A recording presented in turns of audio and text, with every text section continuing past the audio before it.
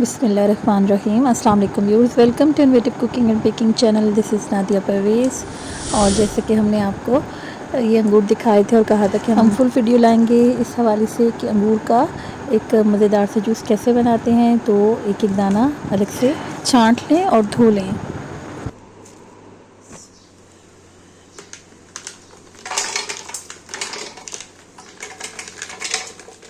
अंगूर में जो कड़क सी आवाज़ आ रही है ये हमने फ्रीज़ कर दिए थे।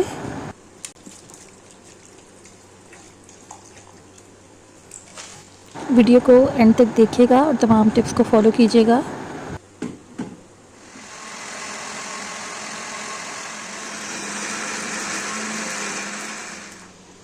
अभी हम इनको छान लेंगे और भी हमने इसमें कुछ भी ऐसा शामिल नहीं किया जैसे शुगर या नमक वगैरह। तो ये छानने के बाद हम दोबारा से इसमें बर्फ़ और पानी ऐड करते हैं और फिर तमाम इसमें लवाज़मात ऐड करते हैं।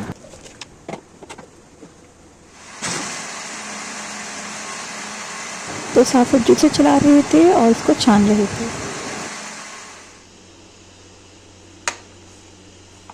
ब्लैक सॉल्ट, काला नमक ऐड करेंगे। हम डाल चुके थे, आपको दिखाने के लिए हमने ये ऐड किया है।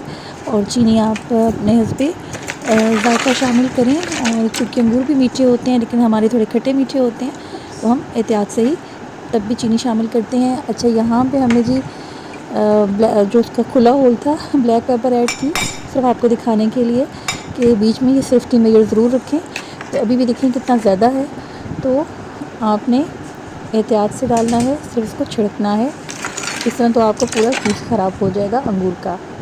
तो जी बस इसको हम मिक्सअप करेंगे और एक दफ़ा फिर से हम ग्राइंडर चला देंगे। तो बस आपने छिड़कना है, ना कि हमने इसमें उलट देनी है बोतल।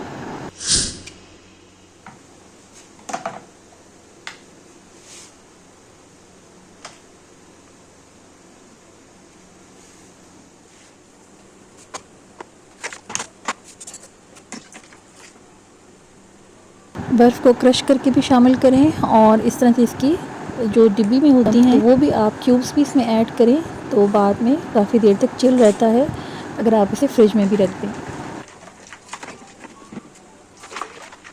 अल्हम्दुलिल्लाह बहुत ही ज़बरदस्त सा ये अंगूर का जूस रेडी हो गया है। स्पेशली जिस घर में खट्टे मीठे अंगूर हों, जैसे हमारे बहुत जल्दी फल लग जाता है और हमें उसे उतारना पड़ता है, ज़ाहिर सी बात है उसके ख़राब होने का अंदेशा होता है।